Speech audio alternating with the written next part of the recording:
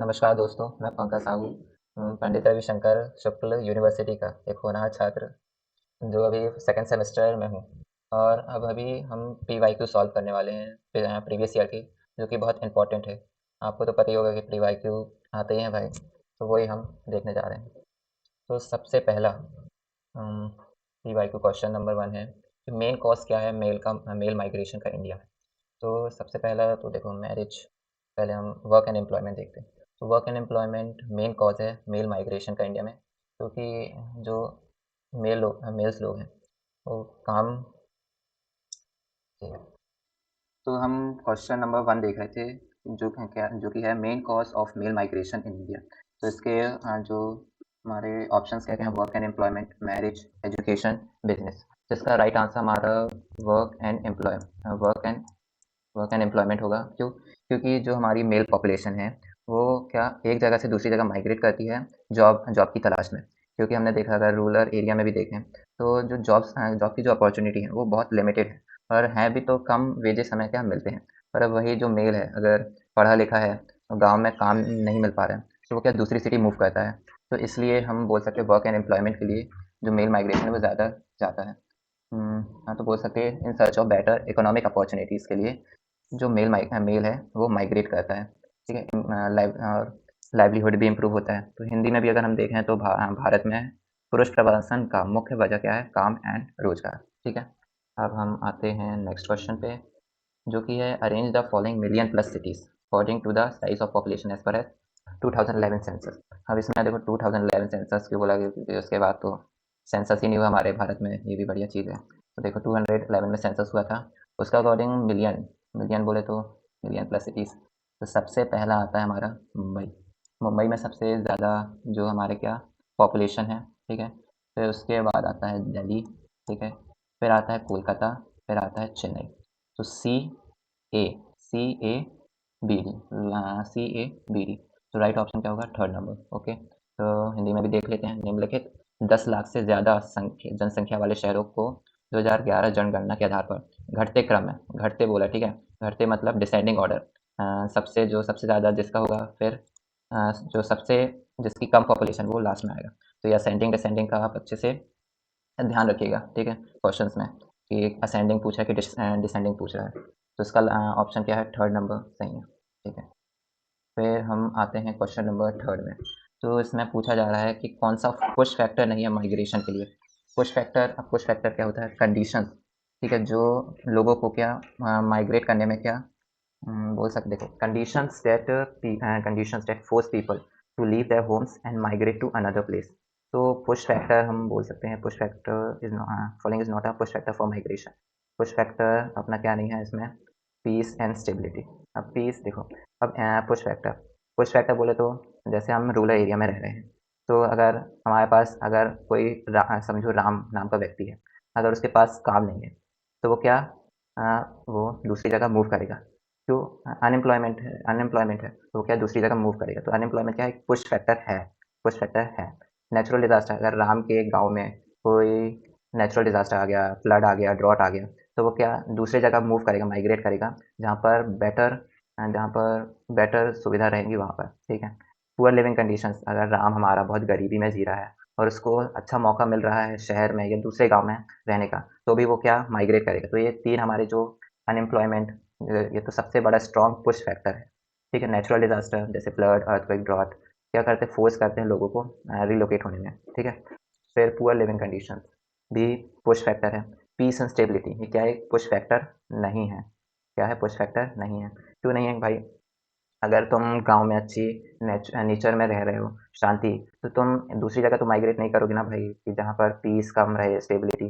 जैसे हम अगर इंडिया में हैं, अभी सेफ कंट्री है, यहाँ पर कोई वॉर और नहीं है, और अगर हम जाएँ हैं जैसे सीरिया वगैरह, तो वहाँ पर पीस नहीं है, ना स्टेबिलिटी है, तो हम वहाँ माइग्रेट नहीं होंगे। तो पीस एंड स्टेबिलिटी जहाँ पर है, वहाँ से हम दूसरी जगह नहीं जाएंगे, माइग्रेट नहीं होंगे। तो ये पीस एंड स्टेबिलिटी क्या होगा? चौथा आंसर राइट होगा। तो अगर हिंदी में भी देखें तो निम्नलिखित में से कौन सा प्रवसन का प्रतिकर्ष कारक नहीं है? तो शांति और स्थिरता will be the right answer. ठीक है। अब growing of grapes is known has, मतलब ग्रेप्स की खेती करना, ग्रेप्स की खेती करने को हम क्या बोलते हैं? ग्रेप्स की खेती करने को हम बोलते हैं विटीकल्चर, ठीक है। ग्रेप्स की खेती को हम क्या बोलते हैं, विटीकल्चर, ठीक है। विटीकल्चर क्या है, science and study of grapes cultivation, मतलब ग्रेप्स कैसे उगाए जाते हैं, ग्रेप्स में क्या विटामिन न्यूट्रिशंस रहते हैं, तो वो क्या विटीकल्चर कहलाता है। तो viticulture is the science and study of grapes cultivation. फिर हम फ्लोरिकल्चर के बारे में भी देख लेते हैं, क्योंकि चारों इंपॉर्टेंट है, चारों में क्या क्वेश्चन बना के दे सकता है हमारा एनटीए। तो फ्लोरिकल्चर देखें तो क्या है, ये हॉर्टिकल्चर का ही पार्ट है, ठीक है। फ्लोरिकल्चर, फ्लोरिकल्चर फ्लावर, ठीक है, फ्लावर्स का कल्टीवेशन, ये क्या,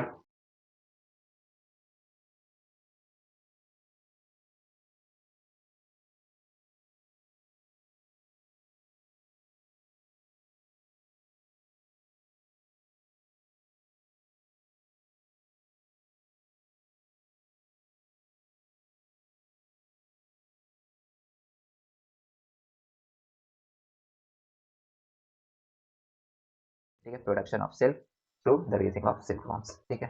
तो हिंदी में भी देखें तो अंगूर की खेती को कहा जाता है विटीकल्चर। ओके, एनी डाउट, कोई डाउट तो, डाउट हो तो आप कमेंट सेक्शन पर पूछ सकते हैं बिना कोई हिचकिचाहट के। अब आते हैं नेक्स्ट क्वेश्चन, 5th नंबर के क्वेश्चन पे। विच of the following districts of Rajasthan constitute the command area of Indira Gandhi canal, मतलब इंदिरा गांधी कैनाल का कमांड कौन रखता है कि भाई पानी कितना छोड़ेगा, कितना होल्ड करके रखना है। तो कौन कौन से डिस्ट्रिक्ट्स हैं, तो अपना सब इसमें जैसलमेर आ जाएगा, ठीक है। फिर आ जाएगा बीकानेर एंड डी चूरू, ठीक है। तो ए बी डी कहाँ पर है, ए बी डी 4th नंबर, ठीक है।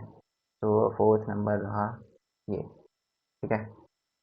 तो समझ में आया कि क्या बोला, विच कौन से डिस्ट्रिक्ट राजस्थान के कमांड एरिया को होल्ड करते हैं इंदिरा गांधी कैनाल का, ठीक है। कौन सा, इंदिरा गांधी कैनाल, ये इंदिरा गांधी कैनाल, ये याद रखना है, ठीक है। तो कौन कौन से राजस्थान में भाई, कौन कौन सा, जैसलमेर आ गया, बीकानेर आ गया, चूरू, ये हमारे क्या राजस्थान में ही आते हैं। राजस्थान में जयपुर भी आता है, उदयपुर भी आता है, पर कौन कौन से एरिया इंदिरा गांधी कैनाल का कमांड रखते हैं, तो हमारा जैसलमेर, बीकानेर, चूरू, ठीक है। अब अगर हिंदी में भी देखें तो सेम ही है, कुछ बताने की इसमें ज़रूरत तो नहीं है, ठीक है। फिर आता है क्वेश्चन नंबर 6, ठीक है। अब इसमें क्या बताना है, एयरपोर्ट, फेमस एयरपोर्ट्स ऑफ किस कंट्री पर लोकेटेड है भाई। तो सबसे पहला जो शिकागो, ये तो सभी ने नाम सुना होगा भाई, मूवीज़ में कहीं ना कहीं तो शिकागो का नाम सुना ही होगा। तो शिकागो अपना यूएसए, ठीक है, ये यहाँ पर ए लिख देते हैं हम, ठीक है। फिर आता है टॉर्नेटो, टॉर्नेटो का हो जाएगा Canada, Canada, Canada, same same, ठीक है, same same deflect, no money no honey, ठीक है। फिर आता है टोक्यो, टोक्यो, टोक्यो का नाम भी सुना है भाई हमने बहुत। तो टोक्यो का हो जाएगा जापान, हाँ सॉरी, ये बी हो जाएगा, थोड़ा मैं अलग से अच्छा सा लिख दूंगा यार, ठीक है। फिर ये टोर्नेटो सी, फिर गुआंगजाओ चाइना, ये अब चाइनीज़ नाम सुनी के लग रहा है गुआंगजाओ, तो ये क्या चाइना का एयरपोर्ट है, ठीक है। थोड़ा सेंसलेस बात है, पर थोड़ा मेमोरी याद रखने के लिए अपन बोल सकते हैं। तो अपना, ठीक है, तो ए अपना 4th, ठीक है। ए का 4th हमारे दो जगह दिख रहा है, ठीक है, 3rd और 4th क्वेश्चन में, ठीक है। और टॉर्नेटो, टॉर्नेटो हमारा कहाँ था, कनाडा में, तो बी का फर्स्ट किस में है, 4th वाले में। तो right option goes to 4th, clear clear, ठीक है। तो हम इसमें भी देख सकते हैं हिंदी में भी, शिकागो, शिकागो का होगा, शिकागो का क्या हो जाएगा, अमेरिका, ठीक है। Toronto Canada, Tokyo Japan and Guangzhou China, okay. फिर आते हैं 7th क्वेश्चन में। 7th क्वेश्चन क्या पूछ रहा है, which region among the following क्या लैक करता है inter continental, inter continental, inter sorry sorry, क्या बोला, इंटर कॉन्टिनेंटल एयर सर्विसेज कौन कौन से रीजन में हमें मिलेगा। Inter continental, inter continental word का मीनिंग देख लो पहले। इंटर कॉन्टिनेंटल मतलब एक कॉन्टिनेंट से दूसरे कॉन्टिनेंट के लिए एयर सर्विसेज हमें किस किस पार्ट में मिलेगी, इनमें से, ठीक है, इनमें से, ठीक है। तो इंटर कॉन्टिनेंटल एयर सर्विसेज वो एयरलाइंस होती हैं एंड रूट्स होते हैं air service, intercontinental air services are the airlines and routes जो क्या ग्लोबल ट्रैवल करते हैं बिटवीन कॉन्टिनेंट्स सिबल, ठीक है। तो इंटर कॉन्टिनेंटल जो एयर सर्विसेज हैं, रूट्स हैं जो इंटर, किस किस जगह से, देखो, eastern USA, south east Asia, Asiatic part of western Europe. तो इसमें पूछा क्या है, कहाँ पर इंटर कॉन्टिनेंटल एयर सर्विस नहीं है, तो इसका सही आंसर होगा एशियाटिक पार्ट ऑफ रशिया। हमें तो पता ही कि जो भाई रशिया तो कितना कितना बड़ा, बहुत बड़ा है भाई। तो इसका कुछ पार्ट यूरोप में आता है, कुछ पार्ट एशिया में आता है।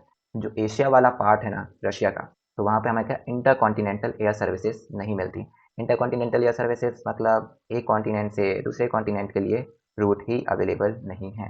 ठीक है, क्वेश्चन नंबर 7 भी यहाँ कंप्लीट होता है।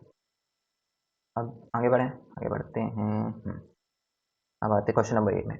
Drought prone area program was initiated during the, जो ड्रॉट प्रोन एरिया, ठीक है, प्रोग्राम कब इनिशिएट हुआ था? तो इसका सही आंसर है फोर्थ 5 ईयर में, फोर्थ 5 ईयर प्लान में। ठीक है, फर्स्ट 5 ईयर प्लान, जो फोर्थ 5 ईयर प्लान था ना, उसमें ड्रॉट प्रोन एरिया प्रोग्राम को क्या इनिशिएट कर दिया गया था, मतलब चालू कर दिया गया था। ये जो ड्रॉट प्रोन एरिया प्रोग्राम है ना, इस प्रोग्राम का ऑब्जेक्टिव क्या था, मतलब ऑब्जेक्टिव एम क्या था इसका? इसका एम मतलब इसका ऑब्जेक्टिव फोकस एरिया क्या था? Focus on providing employment, employment provide करना ड्रॉट प्रोन एरिया, जहाँ पर सूखा पड़ा है उस एरिया में क्या एम्प्लॉयमेंट प्रोवाइड करना। ठीक है, ड्रॉट प्रोन रीजन्स में। और प्रोडक्टिव एसेट्स क्रिएट करना, मतलब प्रोडक्टिव लोगों को क्रिएट करना एम्प्लॉयमेंट देके। ठीक है, तो यही ड्रॉट प्रोन एरिया प्रोग्राम का क्या था, ऑब्जेक्टिव था। तो drought the program initial objective focus on providing employment in drought prone regions and creating productive assets. Okay, तो ड्रॉट प्रोन एरिया प्रोग्राम का ऑब्जेक्टिव भी देख लिया, और ये भी देख लिया कि ये कब इनिशिएट हुआ था, कब इनिशिएट हुआ था? फोर्थ 5 ईयर प्लान में। ठीक है, तो नेक्स्ट क्वेश्चन पे मूव करें, या देखो चलो हिंदी मीडियम वालों के लिए भी देख लेते हैं। सूखा प्रवण क्षेत्र कार्यक्रम कब हुआ था? चतुर्थ पंचवर्षीय योजना के दौरान शुरू किया गया था। ठीक है, चलो आगे मूव करें। क्वेश्चन 9, ठीक है। अब क्वेश्चन 9 पे हम आता है, विच among the following is not a contributing factor? कौन सा कंट्रीब्यूटिंग फैक्टर नहीं है पुअर सेक्स रेशियो का? ठीक है, विच among the following is not a contributing factor of poor sex. अब जो अपन अपन तो ये मान, हम मतलब भारतवासी ये बात तो मानते हैं कि हमारा जो इंडिया का सेक्स रेशियो है, मतलब मेल फीमेल का जो रेशियो है वो कम है। ठीक है, मतलब मेल बहुत ज़्यादा है, फीमेल बहुत कम है। तो इसके फैक्टर्स कौन कौन से हैं, पहले ये देख लेते हैं। ठीक है, फैक्टर कौन कौन से हैं पुअर सेक्स रेशियो का? सबसे पहला तो भाई पुअर सेक्स रेशियो का जो फैक्टर है वो है फीमेल फिटिसाइड। ठीक है, ये क्या है, एक मेजर कंट्रीब्यूटिंग फैक्टर है। फीमेल फिटिसाइड मतलब जब अपना जब फीमेल बर्थ लेती हैं, तो उन्हें जब बर्थ लेती उन्हें या माँ के पेटी में या उसके जब वो पैदा होती है तभी मार दिया जाता है, तो वो क्या फीमेल फिटिसाइड कहलाता है। ठीक है, तो ये क्या एक कंट्रीब्यूटिंग फैक्टर है पुअर सेक्स रेशियो का। भाई तुम फीमेल्स पैदा ले रही हैं पेटी में, तुम उनको मार डाल रहे हो, तो ये क्या एक पुअर सेक्स रेशियो का फैक्टर है। ये हमारे हरियाणा साइड या जो बैकवर्ड एरियाज़ हैं, ठीक है, वहाँ पर बहुत होता था, पर अब कम हो रहा है क्योंकि स्टेट रेगुलेशंस आ रहे हैं। ठीक है, गवर्नमेंट स्टेट रेगुलेशंस ला रही है, जिनके कारण जो फीमेल फिटिसाइड का है वो ग्राफ कैसा सा डिक्लाइन जा रहा है। ठीक है, अब फिर आता है डोमेस्टिक वायलेंस। ये डायरेक्टली कॉज नहीं करता है सेक्स रेशियो के डिक्लाइन में, but in the same way as feticide या इन्फेंटिसाइड। फिटिसाइड या इन्फेंटिसाइड जैसे ये क्या डायरेक्टली कंट्रीब्यूट नहीं करता पूरा सेक्स रेशियो में, पर तब भी भाई डोमेस्टिक वायलेंस के कारण भी कई महिलाएं अपनी जान खो देती हैं, है ना। तो ये भी एक डोमेस्टिक वायलेंस भी एक फैक्टर है पुअर सेक्स रेशियो का। फिर एक फीमेल इन्फेंटिसाइड देख लेते हैं। फीमेल इन्फेंटिसाइड मतलब फीमेल इन्फेंट्स, फीमेल्स को मारना, वुमेन्स को। ठीक है, तो ये क्या फीमेल इन्फेंटिसाइड। और एक होता है फिटिसाइड। फिटिसाइड मतलब पेटी में मार डालना, और इन्फेंटिसाइड मतलब जब वो बड़ी हो जाती हैं, छोटी हो जाती हैं, तब इन्फेंटिसाइड, फीमेल इन्फेंटिसाइड, फिटिसाइड। तो देखो female foeticide, domestic violence and female infanticide, ये क्या है एक पुअर सेक्स रेशियो का क्या फैक्टर है। फिर आता है higher socio economic status of women, ये क्या एक कॉन्ट्रीब्यूटिंग फैक्टर नहीं है। अब भाई हायर सोशो इकोनॉमिक स्टेटस अगर कोई वुमेन्स का है, वहाँ कोई लड़की का है, तो वह भाई मतलब higher high high socio economic status मतलब पैसे वाली है, पैसे वाली है, तो वो अपन बोल सकते हैं पढ़ी लिखी होगी, जो स्टेटस होगा वो वेल एजुकेटेड होगी, इंडिपेंडेंट वुमेन। तो ये क्या एक पुअर, एक क्या कॉन्ट्रीब्यूटिंग फैक्टर है ही नहीं पुअर सेक्स रेशियो का। अगर वुमेन्स पढ़ी लिखी हैं, उनका सोशो अगर उनका सोशल इकोनॉमिक स्टेटस अच्छा है, तो ये पुअर सेक्स रेशियो का क्या फैक्टर है ही नहीं, है ना। खत्म, 9th क्वेश्चन भी खत्म। इसमें भी देख लें, निम्नलिखित में से कौन निम्न लिंगानुपात का सहायक कारक नहीं है? तो इसका क्या है, महिलाओं का उच्च सामाजिक स्तर, पद प्रतिष्ठा। ठीक है, थर्ड वाला is the right answer of the which of the following is not a contributing factor of a poor sex ratio. ठीक है, अब आगे बढ़े हैं। ठीक, क्वेश्चन नंबर 10 पे आते हैं। अब Westland Atlas of India has been prepared. Westland, Westland अपन को पता ही है ना, वेस्टलैंड क्या होता है, कचड़ा भाई, कचड़ा सॉरी, कचड़ा नहीं, भारतीय बंजर भूमि। ठीक है, बंजर भूमि मतलब ना ड्रॉट प्रोन एरियाज का जो एटलस है वो किसने प्रिपेयर किया है, एटलस मैप। ठीक है, किसने प्रिपेयर किया है, नेशनल रिमोट सेंसिंग सेंटर। किसने प्रिपेयर किया? नेशनल रिमोट सेंसिंग सेंटर ने क्या? Wasteland Atlas of India has been prepared by National Remote Sensing Centre. Okay, ठीक है, अब आगे आते हैं। ठीक है, अब देखो, अब क्वेश्चन नंबर 11 में किसकी बात की गई है? क्या बोला है कि अ कॉम्पैक्ट, कॉम्पैक्ट मतलब सुपड़ा सा, और closely built up areas of house in rural setup, rural गांव में, इसको हम क्या बोलते हैं? Cluster settlement. क्लस्टर सेटलमेंट कैसा होता है? एक सेंटर टाइप का समझ लो, सर्कल टाइप का समझ लो, ठीक है। मतलब कोई एक अपना जो मेन एरिया सेंटर होगा एक गांव का, उसी के आसपास पूरा क्या अपना गांव की बस्ती पूरी बनी होगी, ठीक है। एक सेंटर है, ऐसा सेंटर समझ लो, उसी के अराउंड पूरा क्या जो सेटलमेंट्स हैं वो क्या बिल्डअप हैं, इंपॉर्टेंट इंपॉर्टेंट सेटलमेंट्स हो गए, पूरे घर, मतलब दुकान भी वहीं, हर चीज़ की दुकान। गांव में ज़्यादा दुकान रहता नहीं वैसे, पर मेन मेन पूरा क्या एक ही सर्कल के अराउंड क्या पूरा क्या रहता है, सेटलमेंट रहता है। तो इसी को हम क्या क्लस्टर सेटलमेंट बोलते हैं। क्या है? क्लस्टर सेटलमेंट है। तो अ कॉम्पैक्ट और closely built up areas of house and rural setup is called clustered settlement. Okay, तो ग्रामीण परिवेश में घरों के संग और संकीर्ण रूप से बनते हुए क्षेत्रों को कहा जाता है संकुलित बस्ती। ओके ओके, अब आते हैं, आगे बढ़े। तो अब हम क्वेश्चन नंबर 12 की ओर बढ़ते हैं। क्वेश्चन नंबर 12 आपकी कंप्यूटर स्क्रीन के सामने या मोबाइल स्क्रीन के सामने ये रहा। Which of the following towns are good example of mining towns in India? Mining, mining मतलब कुछ भी खोद के निकालना, कुछ भी हो सकता है, कोल हो सकता है, गोल्ड हो सकता है, डायमंड हो सकता है, कुछ भी, ठीक है। मतलब जो जो अर्थ के अर्थ के क्रस्ट, सॉरी क्रस्ट, हाँ क्रस्ट से निकलता है जो जो वो, ठीक है। तो which are the good example of mining towns in India? तो देख लेते हैं रानीगंज। रानीगंज मूवी देखा होगा आपने अभी, किसकी थी? अक्षय कुमार की, ठीक है। तो रानीगंज क्या है? कोल, वेस्ट बंगाल में एक एरिया है, ठीक है। और ये कौन सा है? अपना एक कोल माइनिंग वाला है, ठीक है। फिर लिखेगा नहीं यार, सॉरी, ठीक है। तो ये क्या है? Coal mining area. Raniganj is known for coal mining in West Bengal, ठीक है। तो एक पहला एग्जाम्पल तो हमारा रानीगंज हो गया, ठीक है। फिर आता है डिग बॉय। डिग बॉय में क्या? हमारे ऑयल फील्ड्स हैं। तो अभी क्या है? माइनिंग का ही एग्जाम्पल, ऑयल फील्ड्स भी। तो डिग बॉय भी हो गया हमारा example of a mining town in India. Okay, फिर इटारसी, सबने सुना होगा भाई, इटारसी जंक्शन। जंक्शन मतलब सर रेलवे लाइंस, तो ये क्या एक माइनिंग टाउन तो है ही नहीं, ठीक है। तो इटारसी गया काम से। फिर आता है झारिया। झारिया क्या है? एक झारखंड में माइनिंग टाउन है जो कि कोल के लिए फेमस है। तो तीसरा एग्जाम्पल ये हो गया। और एक ई वाला एग्जाम्पल है अम्बाला।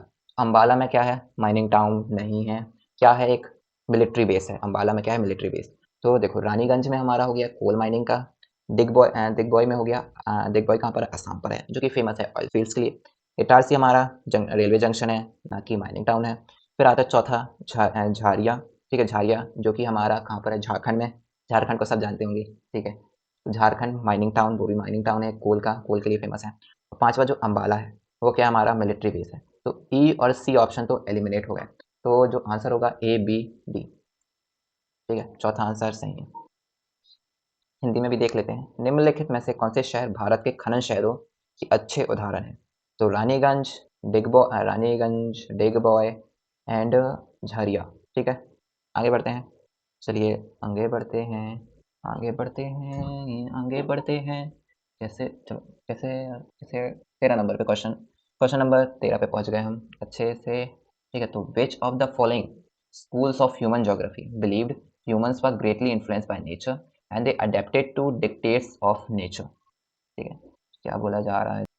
ठीक है, तो देखो इसमें क्या बोला कि which of the following schools of human geography believed humans greatly influence and nature से मतलब कौन से जो निम्नलिखित, ठीक है। तो क्या बोला गया है? Which of the following schools of human geography believed humans were greatly influenced by nature and they adapted to the dictates of nature. इसमें बोला गया कि मतलब कौन सा आइडिया ह्यूमन ज्योग्राफी का बिलीव करता है कि ह्यूमंस नेचर से इन्फ्लुएंस है, मतलब नेचर जैसा करता है, जैसा चेंज होता है हम वैसे ही अडेप्ट करते जाते हैं अपने आप को, ठीक है। हम क्या अडेप्ट होते जाते हैं नेचर के साथ। जैसे देखो पहले के ज़माने में क्या गर्मी कम था, अब धीरे धीरे गर्मी बढ़ रहा है, धीरे धीरे हम भी अडेप्ट होते जा रहे हैं, ठीक है। तो कौन सा विचार मानता है, ठीक है, ये लाइन को? तो इसका आंसर होगा हमारा एनवायरमेंटल डेटरमिनिज्म। कौन मानता है? एनवायरमेंटल डेटरमिनिज्म, पर्यावरणिक नियतिवाद। ये विचार क्या माना जाता है? एनवायरमेंटल डेटरिज्म, ठीक है। एनवायरमेंटल डिटर्मिनिज्म ये क्या है? इट इज़ अ थ्योरी जो क्या बोलता है that physical environment particularly climate and terrain shapes human society and their environmental determinism क्या बोलता है कि वो ह्यूमंस ग्रेटली इन्फ्लुएंस है नेचर से, और वो अपने आप को क्या अडेप्ट करते जाते हैं जैसे जैसे नेचर चेंज होता है। तो वही पर्टिकुलरली क्लाइमेट और टेरेन जैसे जैसे बदलता जाता है, ठीक है, ठीक है, चेंज होता जाता है जैसे जैसे फिजिकल एनवायरनमेंट, वैसे वैसे ह्यूमन सोसाइटी अपने आप को चेंज करते जाती है और उसके अकॉर्डिंग डेवलप होती जाती है। ठीक है। तो पारिवारिक नियतिवाद। फिर आते हैं क्वेश्चन नंबर 14 में, विच of the following disease is caused by water pollution? इसका तो करेक्ट आंसर डायरिया है।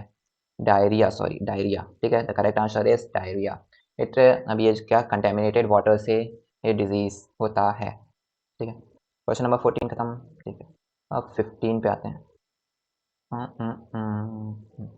Which of the following crops cultivate किए जाते हैं सदर्न इंडियन स्टेट्स में रबी क्रॉपिंग सीजन के दौरान? रबी क्रॉपिंग सीजन कब रहता है? विंटर सीजन में। ठीक है, तो winter cropping season India is rabi cropping season in India. ठीक है, तो कौन कौन से क्रॉप्स उगाए जाते हैं भाई सदर्न इंडियन स्टेट्स में? सदर्न, ये पार्ट स्किप मत करना ब्रो, ठीक है, क्योंकि ये इंपॉर्टेंट है। तो इसका आंसर हमारा होगा wheat, groundnut, mustard. Wheat, groundnut and mustard. C D E is third option.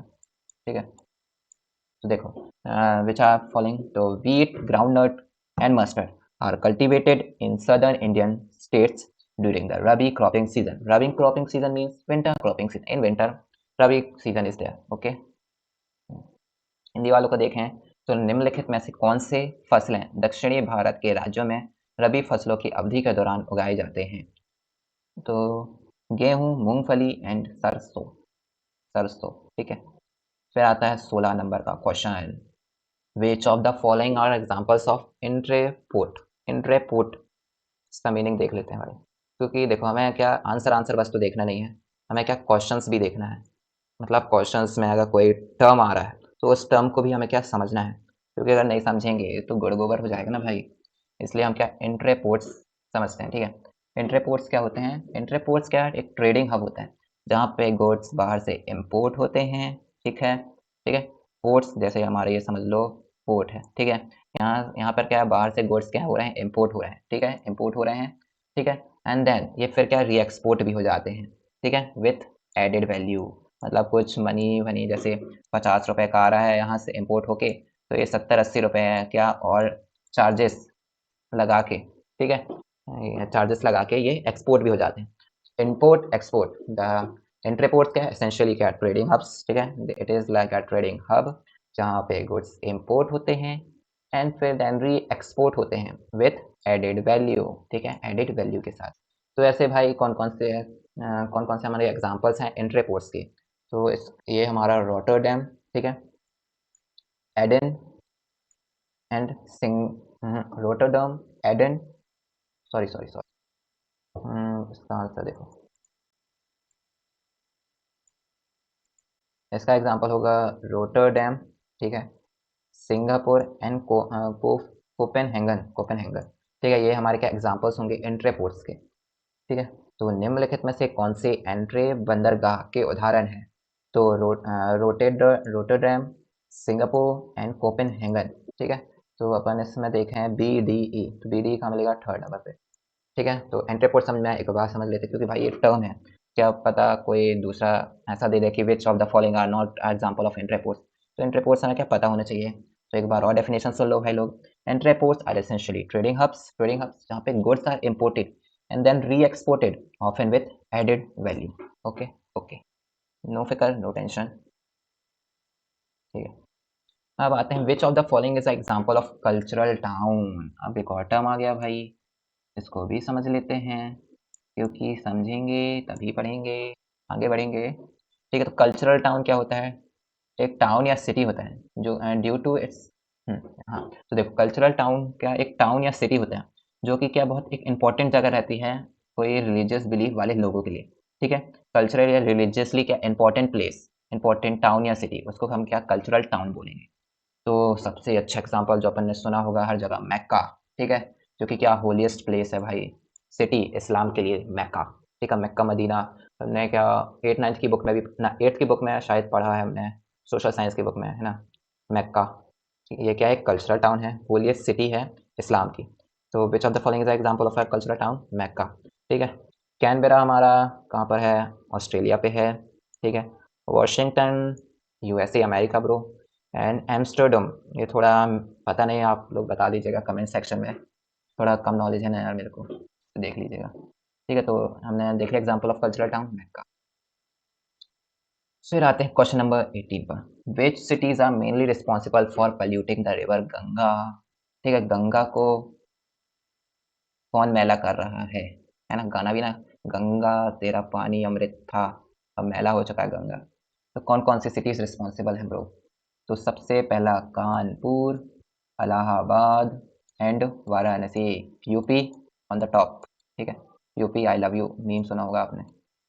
UP I love you, UP on the top. UP की जो सिटीज़ हैं कानपुर, इलाहाबाद, वाराणसी। ठीक है, ये क्या है? मेन रिस्पॉन्सिबल है रिवर गंगा को पोल्यूट करने के लिए। ठीक है, तो आगे बढ़ते हैं क्वेश्चन नंबर 19 पर।